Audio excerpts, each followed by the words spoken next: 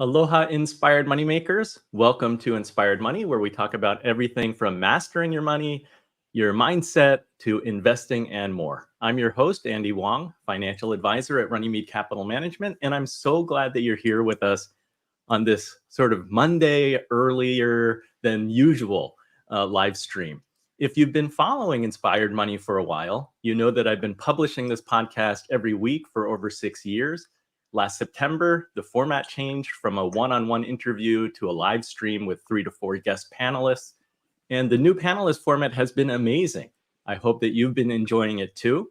In planning the 100 episode live stream series, Robin Sharma's name has come up several times. For example, I wanted to invite him on to be a panelist in episode 5, The Generosity Effect, the Ripple of Inspired Giving, episode 16, Investing in Your Health, the Intersection of Wellness and Wealth, episode 18, Retirement Planning Strategies, Designing a Future of Financial Independence. So you can imagine my excitement when I received an email asking if I'd like to have Robin on the show. And there's also clearly a lot of alignment and overlap. As an intro, Robin's a globally recognized leadership expert and best-selling author. He's inspired millions with his transformative insights on personal growth and success. Every month, over 30 million people consume his social media content, and his #1 global bestsellers, such as The 5 a.m. Club and The Monk Who Sold His Ferrari, have been published in over 80 languages and dialects, making him one of the world's most widely read authors. His readers include Taylor Swift, Kim Kardashian, Bon Jovi, superstars of the NFL, NHL, NBA, along with heads of states and celebrity CEOs who seek out his valuable advice on creating a truly rich life. Because we've read about millionaires or billionaires who are miserably unhappy, I want you to take in this episode and really think about how you define wealth. Let's ask Robin for insights to help us answer that very important question, which I think is unique for each and every one of us. Since he's coached billionaires and individuals at the top of their games, we're going to explore why Robin knows that real wealth is about so much more than cash in the bank. Let's bring in our guest, Robin Sharma. Welcome, Robin. Thank you so much, Andy. It's really a pleasure to be here with you. Now, I don't want to spend too much time on this, but I am curious. You first pursued a career in law. How does a litigation lawyer specializing in corporate law in Canada realize a true passion for self-improvement and leadership? Well, I became a lawyer for all the wrong reasons. I became a lawyer because the world around me suggested if I became a lawyer, I would wake up fulfilled and find purpose and have a joyful heart. So I climbed that mountain. Only problem, Andy, is I'd wake up in the morning, I'd look in the bathroom mirror, and I didn't really like the person who was looking back. Long story short, I went on an odyssey of sorts. I started interviewing elders and reading philosophy and exploring all sorts of different modalities on how to think better, be more positive, feel stronger, be more aligned with who I truly was. I made a significant transformation. I self-published a book called The Monk Who Sold His Ferrari in a 24-hour coffee shop, and that book, just through word of mouth, became this runaway bestseller, which led to the career that I'm now at.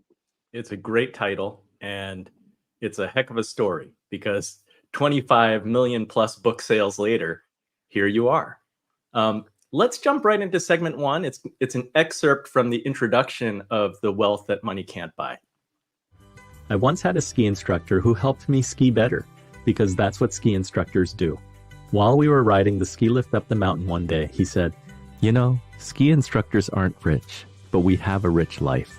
And that man, with always rosy cheeks from the sunshine and cold, a wife he adored, children he cherished, and a lifetime spent on a mountain with views that left me breathless, was the wealthiest person I've ever known. This is what the wealth money can't buy is all about. The real riches that often sit right in front of us, but we ignore because we have been programmed not to value them. Makes me think of this quote by Dale Carnegie. We are dreaming of some magical rose garden over the horizon instead of enjoying the roses blooming outside our windows today. True, right? Let me ask you, Why does our culture worship the billionaire, yet not the teacher who finds a way to inspire a class of 20 children week after week? Or the firefighter, whose heroic dedication helps to keep us safe in our communities and homes? Or the gardener, who makes the street more marvelous through their tireless efforts to plant, nurture, and water the neighborhood's flowers? This book is about a completely new philosophy and methodology of success and wealth that we are not schooled, trained, or even encouraged to consider, but one that will absolutely bring you sustained happiness, personal freedom, and lasting internal peace.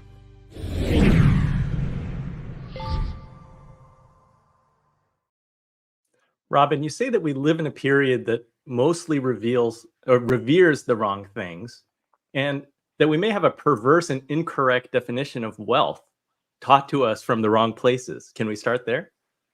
Sure. And Andy, I have to congratulate you and your team for that clip. I've done a lot of podcasts over the past 6 weeks. I've been on the road, and clearly you put a lot of care into what you do. I just want to celebrate you for that. So, the Wealth Money Can't Buy is based on the 8 forms of wealth. I'm certainly not saying money is not important. It's actually the 5th form of wealth in the book. And I just have found mentoring billionaires and celebrity CEOs for the past 15 plus years, there are a lot of very financially successful people who are cash rich and their life poor. And so what I'm trying to do with this book and this model, the 8 forms of wealth, is show people what's truly essential for a truly rich life. I think there's a cultural hypnosis that if you have a lot of money and if you gather a lot of things and if you pursue fame, fortune, and applause, you're going to wake up and feel happy and satisfied. And it makes me think of what Hollywood titan Jim Carrey once said. He said, "I wish everyone could be rich and famous to realize it won't make a difference."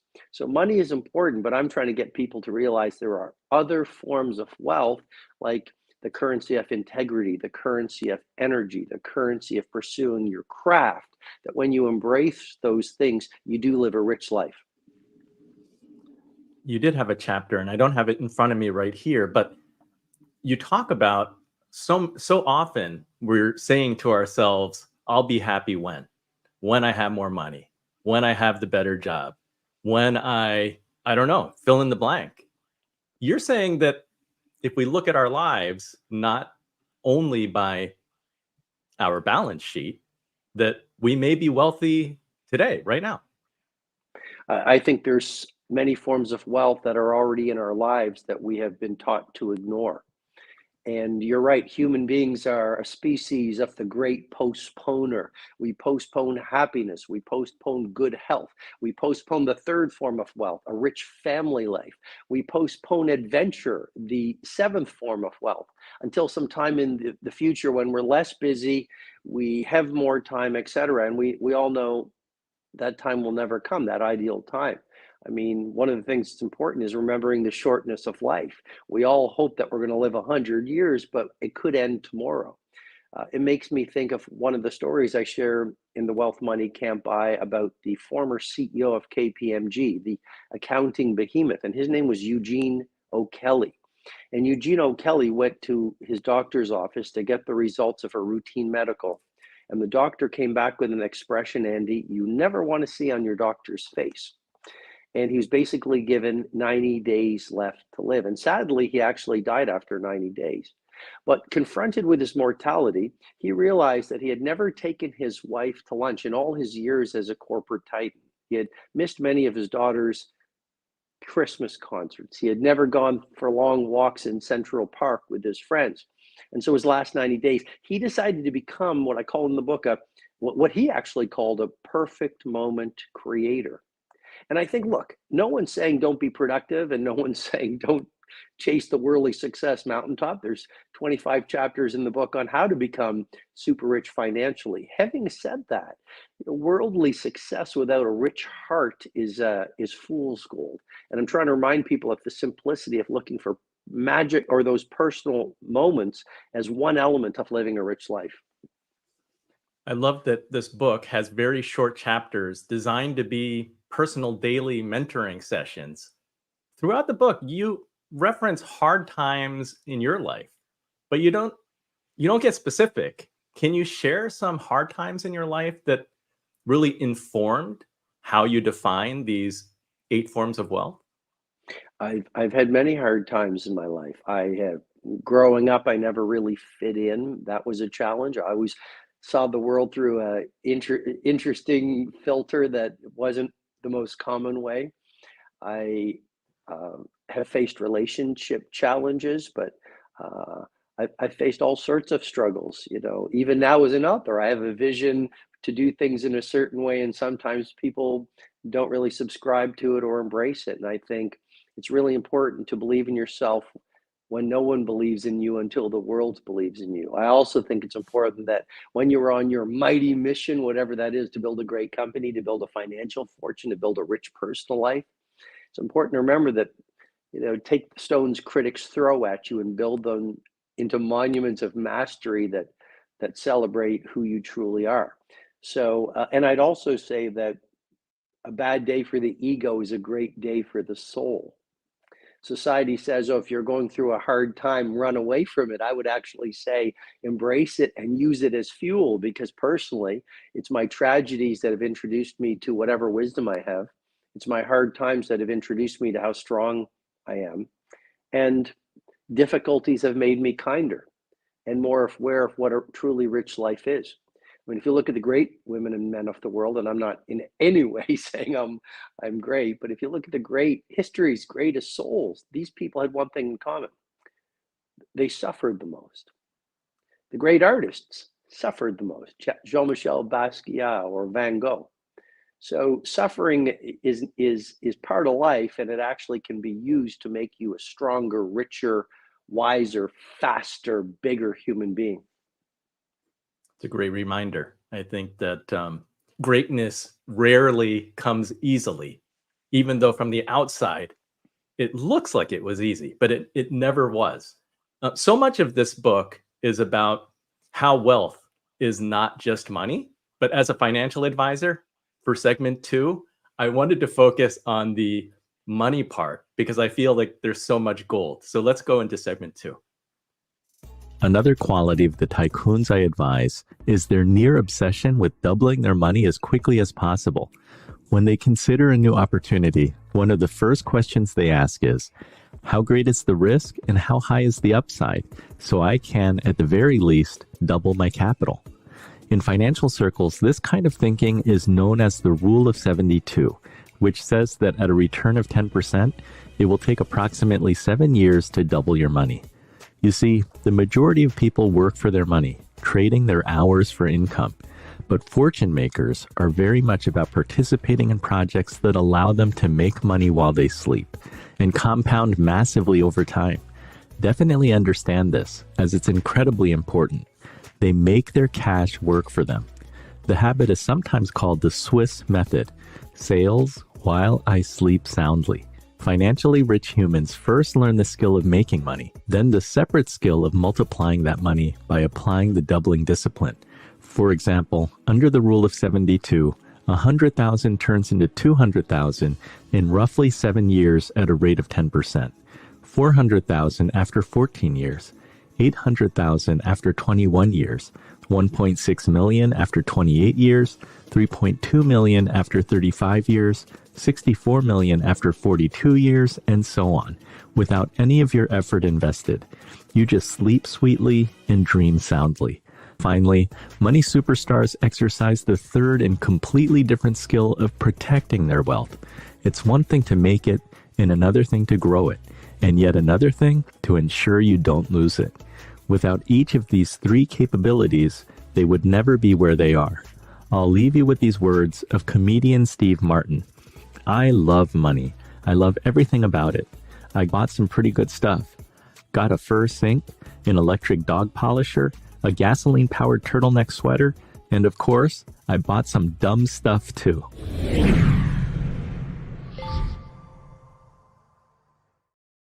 I love the Steve Martin quote.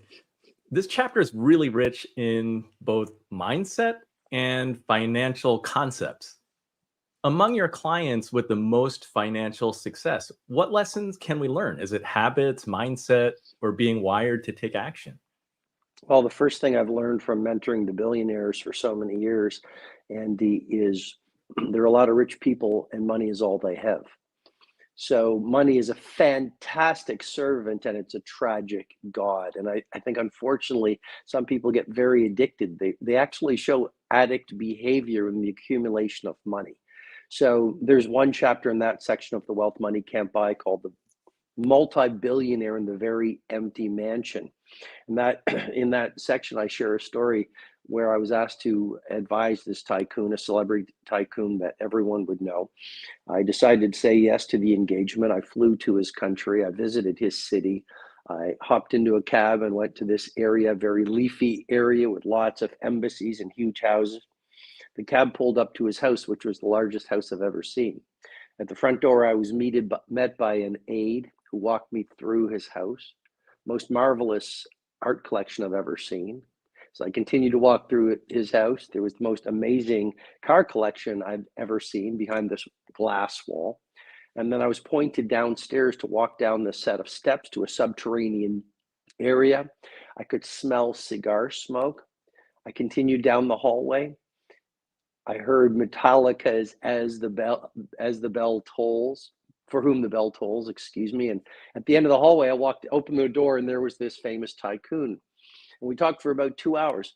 And he told me about his businesses, and he told me how he built his financial fortune, and he shared all the things he had accumulated.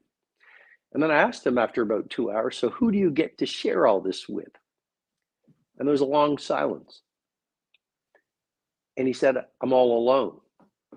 I have no one to share it with. So the first thing I would say is, I'm not in any way saying the accumulation of money and even a massive financial fortune is not valuable.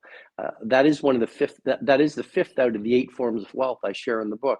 Having said that, there are a lot of people who neglect their family, neglect their health, neglect their inner life, neglect their community. And they get to the end and realize there was this massive accumulation of wealth, but they missed out on the other riches of life along the way. Robin, for this, I guess, fifth part of wealth, money, how important do you think it is for us to ask ourselves and really set a definition? How much is enough? I think it's a great metric. And again, like, you don't even have to set how much is enough. There's nothing wrong with the accumulation of money. It does amazing things for you, amazing things for your family. It provides a great deal of freedom in many ways. It prevents you from being backed into a corner to make choices you don't want to make. As you make more financial prosperity, you can help more people and serve the world, which is ever so powerful. Having said that, I think our society has culturally programmed us to measure our success by how much money we have. And I think a lot of people, what it's done is it has them hustle and grinding and also feeling like they're completely unworthy when they compare themselves to other people with more money. But I think integrity is a greater form of wealth than money. I think feeling good about your days or having an amazing family life is worth more than all the money in the bank. I think doing your job, whether you're a sweet streeper, a manager, a yoga teacher, a firefighter, but doing it with a sense of pride, doing it in the pursuit of mastery, doing it to add value to other people, that gives you a currency money can't buy. I know that you've done a lot of research, different philosophies, different cultures. I mean, part of the issue here sounds like it's society that is teaching us some of the wrong lessons, paying attention and valuing the wrong things. Have you looked at other cultures or maybe indigenous cultures of the past where the definition of wealth was much different than it is at this moment? Well, I haven't done that study. I think it's really quite fascinating you're bringing that up, Andy. But I've done a lot of reading. I've talked to a lot of elders, and I have a lot of years under my belt. And I really do think the age we're in right now is not only the age of dramatic distraction, but it's the age of the pursuit of shiny toys. And again, there's nothing wrong with the watches and the handbags and all those things, but let them serve us versus becoming our dominant focus. I do think that years ago, and many other cultures may not have celebrated material things as much. I do think years ago there There was the Sabbath, for example. Once a week, you take a day off, you don't work, and you spend it with your family, and you read great books, and you listen to beautiful music, and you take long walks in the woods. I think that's a fantastic practice once a week. But I do think we live in a world right now where a lot of us are chasing shiny toys that I think at the end of a year or the end of a life might turn out to be the wrong things. Yeah, I asked that question because my avocation is playing Hawaiian music. You can see an ukulele over my shoulder. And even though I was born and raised on the East Coast, my wife is from Hawaii, and I've been blessed with opportunities to play with many Hawaiian musicians and hula dancers. In fact, Vicky Holt Takamine, an activist and hula teacher, she told me, "You are a cultural practitioner, whether you say so or not." And in learning about the Hawaiian people and history, interestingly, because it was a very agricultural society back in the day, it was a lot of farming. So the word wealth, vai vai, is actually water repeated twice. Water is vai, because he who had water was the most wealthy, could irrigate their land, could grow their farm and provide for the people. And one other interesting thing is that ancient Hawaiians didn't really have a concept of owning property. The land was something that they were to take care of, to be good stewards of, and it wasn't to accumulate. And so the idea of wealth is very different. It's like growing enough food to provide for your family, for your village, for your people. And I found that very interesting. Just wanted to share that. Let's go to segment 3. It's the third form of wealth. To have the love of a good, yet never perfect family is one of life's sweetest rewards and a currency that is exponentially more valuable than any amount of money. You can't call yourself really rich if you end up financially wealthy, but suffer from poverty of human connections with the most important people in your universe. A strong, joy-filled, and happy family life is a basic building block and fundamental foundation of a personal story that will not only satisfy you completely, but also contain the creativity, productivity, and impact on others that the most powerful part of you seeks. To know the caring of those who love you and to savor the companionship of good friends and well-wishers is a trophy of a genuine victory. Interestingly, too many good souls among us take their family lives for granted until a loss happens. And only then does the vast treasure of a top home life come into sharper focus. Love knows not its depth until the moment of parting, said the Lebanese poet Khalil Gibran in his masterwork, The Prophet. Investing in your closest relationships and enriching the hours of your days with higher love is one of the smartest and highest yielding investments you'll ever make. So let's get going in our work together on this third and essential form of wealth, family.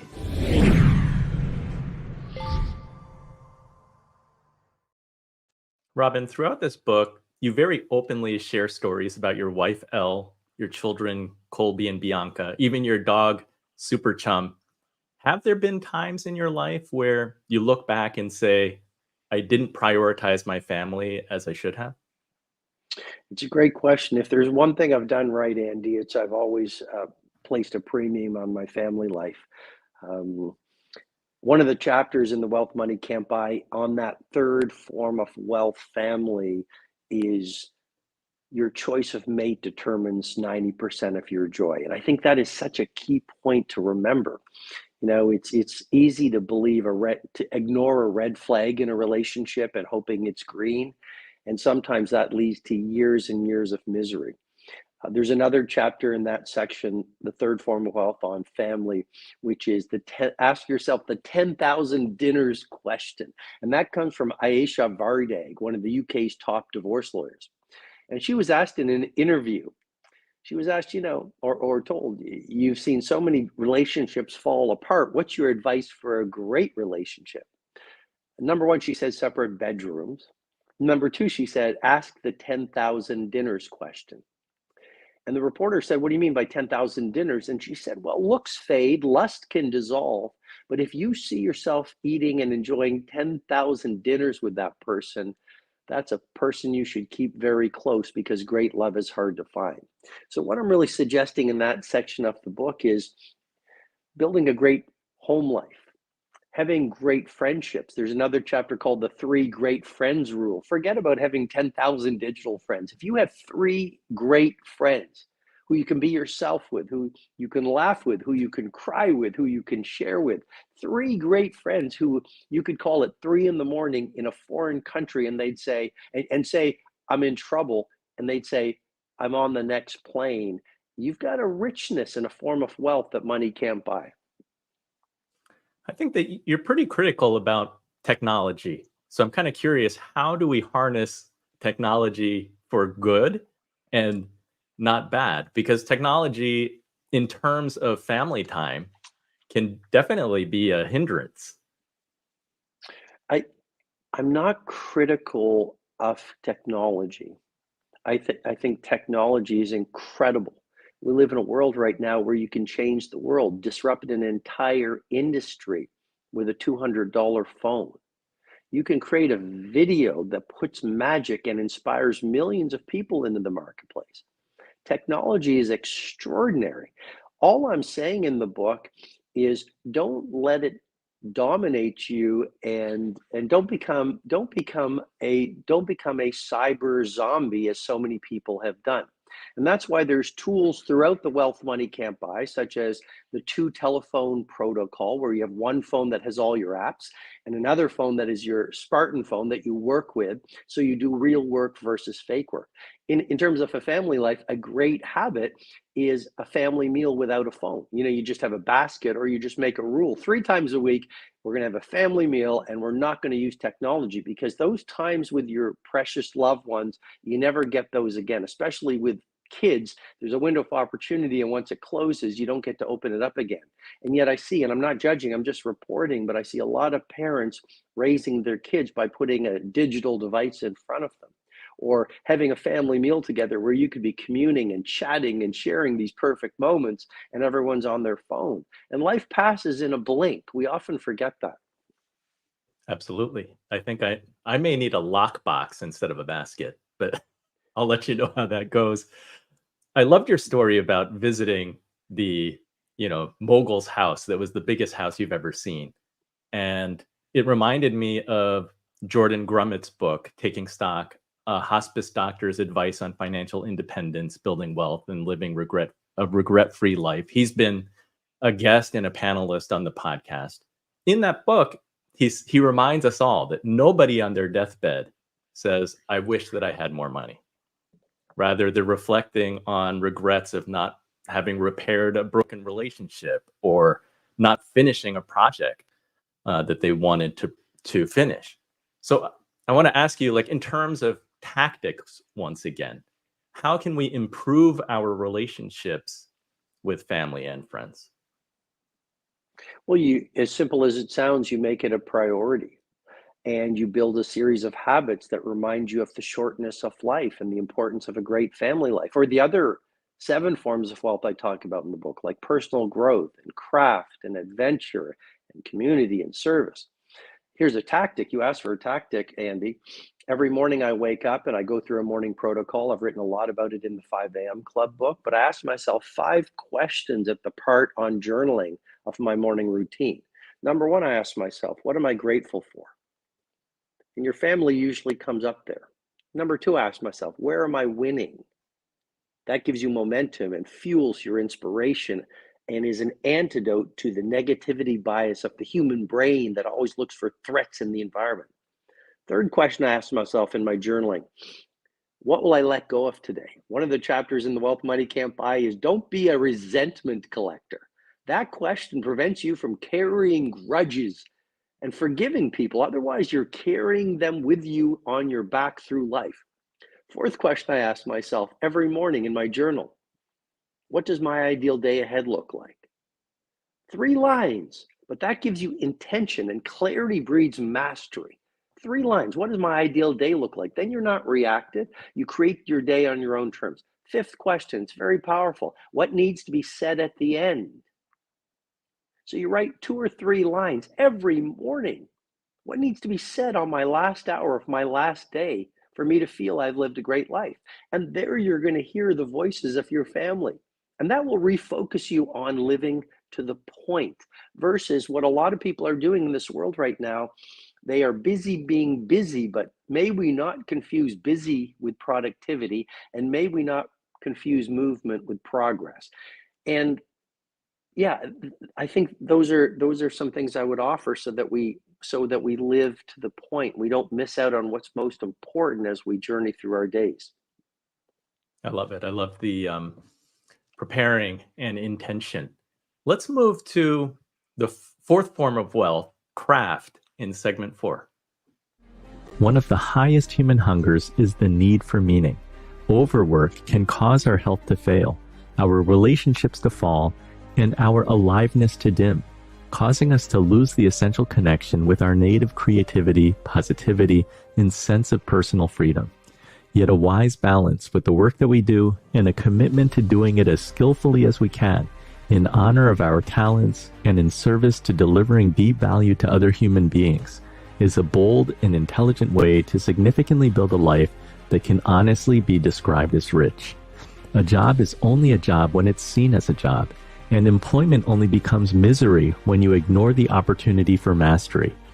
Realizing that all work is important, all labor has deep dignity, and what you do for a living can be viewed as your craft that can introduce you to hidden personal strengths and locked away gifts, will flood your life with far greater happiness, energy, and purpose.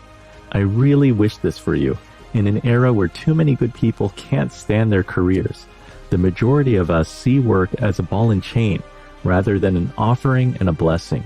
Your occupation, in truth, serves as a chance to make the income that puts food on the family table, a possibility to make inborn potential real, a prospect to push astonishing projects into the field, and a calling to contribute to your community. Yes, your work is an enormously valuable currency and a brilliant form of wealth that wisdom demands you value more. So let's begin exploring the awesome power of transforming your job into your craft and your labor into your art together.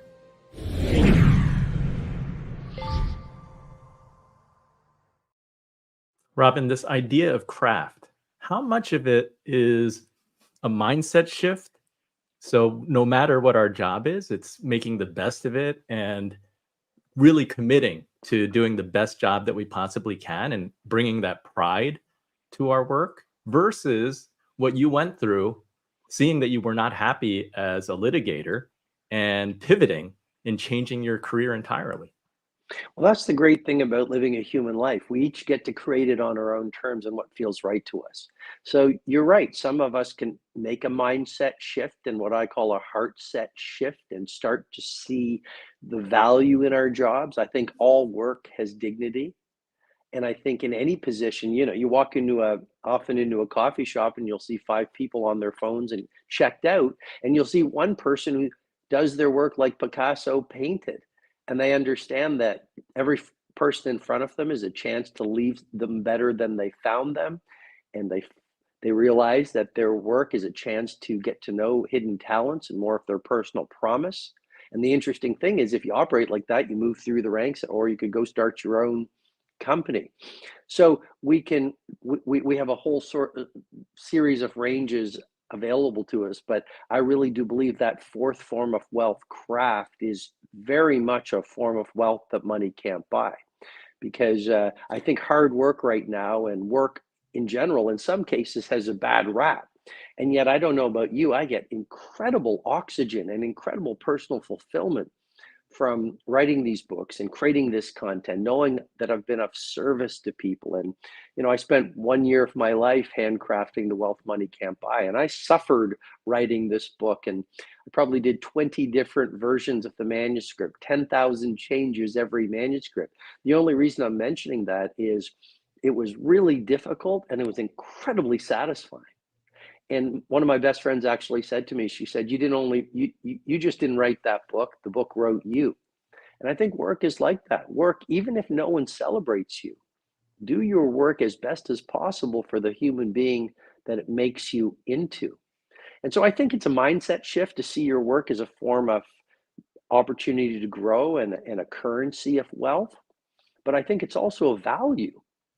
mean, values, we really don't talk much about our values. But when you think about it, why do you see one person who is not entitled, but they're taking responsibility? Or one person who's in a restaurant and they're a merchant of wow? Or one person who's in this world where a lot of people are complaining and making excuses, but they're showing leadership and they're a possibilitarian? It comes down to their value system. And I think a great value is hard work. You know, my dad was a family physician, family doctor for 54 years. And I don't know about you, and I'd love to hear, Andy, but I get incredible energy. I'm not saying don't rest. I've written a lot about rest being not a luxury, not a necessity. I'm not a member of the hustle and grind culture. Rest and enjoying the fruits of your labor is incredibly important. Having said that, I get incredible joy and energy from creativity and being productive and pushing my craft and trying to get to mastery and knowing that my work is helping people. I mean, that's a great mission to be on. And I think all of us can do that if we choose. Yeah, to answer your question, I think that I've learned a lot from playing a musical instrument and having no plan to play ever in front of people. But because there are not too many people playing Hawaiian music here on the East Coast, I found myself performing somebody's wedding or a corporate event or for Vicky Holt Takamine's hula group. And this is from a guy who had the worst stage fright ever. Like, it was impossible for me to finger pick the strings because my hand was shaking so much. But committing to that as a craft, even though it's just an avocation, and learning that the more you do it, the better you'll get at it, that incremental improvement each time, that's helped my work too. I mean, that translates to helping somebody with their financial plan, with their retirement, and that brings a lot of um, fulfillment working with others and helping them. I think this idea of continuing to work in one's passion and purpose, how does that definition change the idea of retirement, or does it? Well, I'll share my personal opinion on retirement. I think retirement makes you older. I think one of the things that keep people going and that fills a human heart with inspiration is a sense of purpose. And again, you can find purpose in many ways. I absolutely acknowledge that. But one of the chapters in this section of The Wealth Money Can't Buy on craft is make your project X. Your project X is that one piece of work that is your Taj Mahal, it's your Sistine ceiling chapel, it is your Duomo, it is your Catcher in the Rye. We live in a world where many of us are in such a hustle and a hurry to produce so many things. We're maximalists versus minimalists.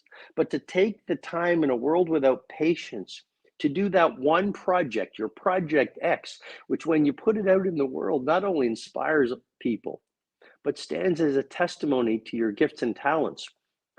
I think that's so much more powerful than retiring. There's another chapter in that section of The Wealth Money Can't Buy called Find Your Personal Golden Eye. And the principle there is genius and creativity love solitude in this world of so much noise. So Ian Fleming was the writer of the James Bond books, as you know. And along the way, he purchased this cottage in Jamaica and he called it Goldeneye. And this is the place he would retreat to from the world. He would even tell his gardeners, do not walk across my line of sight to the Atlantic Ocean when I'm writing, because you will break me out of flow state. And all I'm trying to say is, it's so important in this age of dramatic distraction to get lost on a regular basis. There's a big difference between real work and fake work.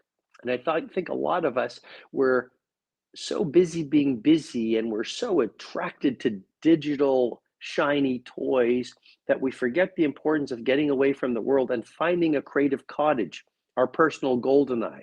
And that doesn't even have to be, and Jean-Michel Basquiat, the great American artist, said all medicine men live in caves.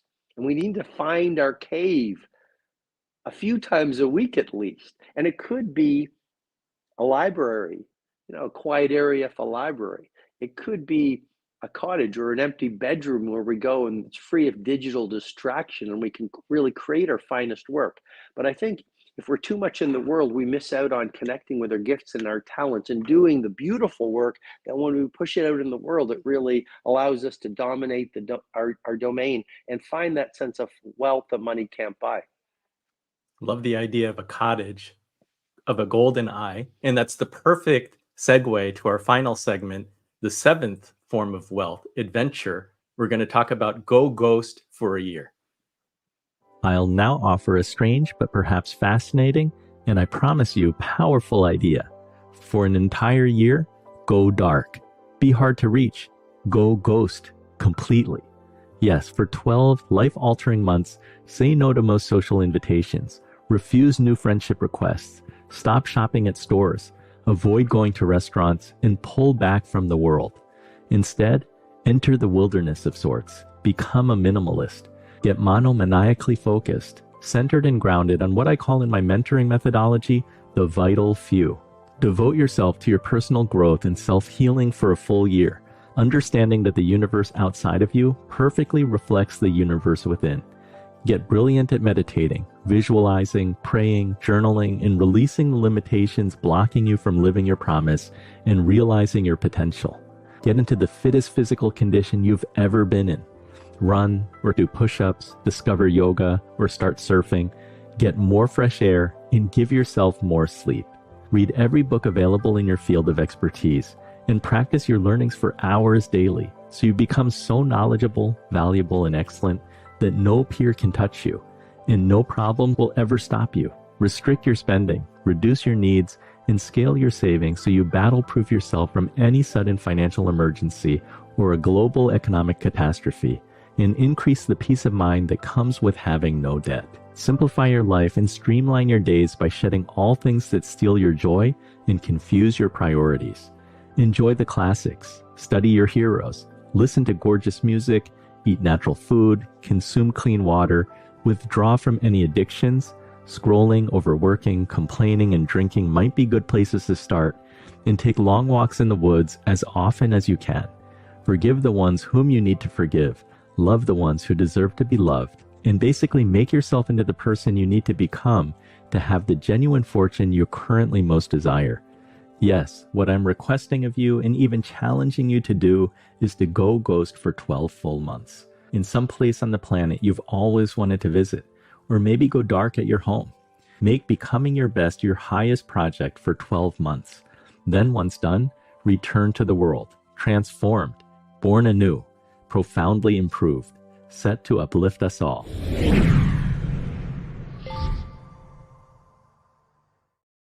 So I chose this last segment because it's a call to action for our audience, and it's so unusual. Is this a practice that you've actually done? Well, I haven't gone ghost for an entire year. It's more of a metaphor. What I'm suggesting to people is if they can, take 1 year and go to the place you've always dreamed of being. Maybe it's Vietnam, maybe it's Hawaii, maybe it's Bogota, maybe it's Tokyo. And leave your phone at home, metaphorically speaking. Bring the classics or the books you've always wanted to read, and use that year to leave the world and go into the wilderness and read and study and meditate and walk and savor life so that when you come back to the world, you've recreated yourself into the person you've always wanted to be. Now, you don't have to go ghost for a year. Many people can't. We have families, we have responsibilities, we have work. Got you, Andy. Then if you can't go ghost for a year, go ghost for a month. If you can't go ghost for a month, do it for 2 weeks. If you can't do it for 2 weeks, do it for a week. If not, just do it for a day. Do it today. Leave your phone at home. Go get lost in some neighborhood. Spend some time reading the classics or get lost in an art gallery. But it's so important to remember that if we're not alone and building the relationship with ourselves, then every other relationship is affected by that disconnection with ourselves, our relationship with our family, with our money, with our work, and with the world. I've taken many times where I've gone for 2 months and I've got away from my usual responsibilities. And I think that's incredibly important because I think the most creative, productive people live in seasons. I think there's a season to work really hard, and I think there's a season to get away from the world and refuel and to think, because you don't want to be so busy being busy that you're climbing these mountains each day, only to realize at the end of the year, career, or lifetime, you've spent your finest hours climbing the wrong mountains. Can you talk about the practice of slow living? Like, what are the benefits of slowing down in the speed of life in order to have more adventures? Well, if you look at the greatest artists, they worked slowly. And there's a movement called the slow food movement. And I think, living slowly is a great way to live. I think we do live in a world where a lot of us are maximalists. And it's almost the way a lot of us create, it's coming from a place of scarcity, a place of fear. We need to push more content out in the world. We need to create so many more products. Otherwise, we'll be left behind. But if you look at the great artists and a lot of the great business builders, I mean, their companies were built, some of them, many of them, their companies and their cultures were built slowly. A lot of the greatest products were built relatively slowly. I think of Steve Jobs, one of the things he learned at Pixar was to spend 3 entire years on a single product. So Toy Story at Pixar, they spent 3 years on it. And then after finishing Toy Story, Pixar would work on the next animated movie for 3 more years. And that's what he learned at Pixar. And when he returned from the wilderness years to Apple, he would spend 3 years on the iMac, then 3 years on the iPod, then 3 years on the iPad, and then 3 years on the iPhone. So I think being a minimalist is very, very powerful. Slow it down, focus on your priorities, have 3 friends versus 1,000 friends, but go deep. Read 3 books this year versus 100 books, but study them. Have a rich family life. And even in your work, focus on one Taj Mahal. Again, in the book, I call it your Project X. Even if it takes you a year to do it, 5 years to do it. But then put out that masterpiece that represents mastery in this world where too many people are card-carrying members of the cult of mediocrity. I mean, your best work and your finest life, it takes time. Before we part ways, I mean, your book has so much great content in there, and we've only had time to really highlight a few of the 8 forms of wealth. I mean, there's growth, wellness, family, craft, money, community, adventure, and service. Before we part ways, can you share a little bit about the importance of service? Because I noticed that in your sort of title, right, you're an author, but oftentimes it also designates humanitarian. Well, my dad, when he was a young doctor, worked in Africa. And a number of years ago, my dad said to me, Robin, if you have any chance to help people with leprosy, which in this part of the world, it's not really a much spoken about disease. But a number of years ago, my dad said, if you have a chance to help people with leprosy, do it, because they really suffer a lot. And so part of what I do is I'm doing my best to help kids suffering from leprosy live better lives through a nonprofit foundation that I've started. But the more important point is service. The 8 forms of wealth is an incredibly powerful currency. Rabindranath Tagore said, when you were born, you cried while the world rejoiced. Live your life in such a way that when you die, the world cries while you rejoice. And I think being generous and helping anyone in need, it is such a powerful currency for joy and even longevity. Mahatma Gandhi said it beautifully. He said, lose yourself in service of others and you'll find yourself. And this is a very practical strategy. It's not some kind of a philosophical principle. In your work, ask yourself, how may I best serve the most people? In your family life, be a gift giver. Be generous, whether it's time, whether it's listening, whether it's compliments, whether it's gifts, whether it's seeing yourself as the protector of your family and someone who's serving your family. In your community, any chance that you have to help someone in need or offer some positivity to someone or make your community a little better, cleaner, brighter. I mean, I really believe the eighth form of wealth is a currency that money can't buy. When you go through life looking for any opportunity to leave another human being better, bigger, stronger than you found them, it's a great source of happiness, and it's a great source of energy. Thank you. Very powerful. Years ago, I got to be a part of a New York street naming dedication for Father Damien, who is a saint in the Catholic Church and dedicated his life to helping those with leprosy or Hansen's disease on the island of Molokai. Thank you, Robin Sharma, for spending time with us here at Inspired Money. I encourage everyone to follow Robin at robinsharma.com. You can also go to thewealthmoneycantbuy.com. One of my favorite moments of this interview was when Robin said, integrity is more valuable than money.